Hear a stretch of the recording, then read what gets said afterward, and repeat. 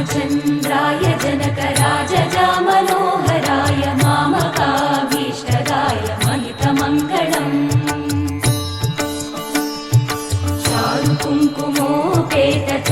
चारुकुङ्कुमोपेतचन्दनानुचर्चिताय हारकटकशोभिताय भूरिमङ्गलम्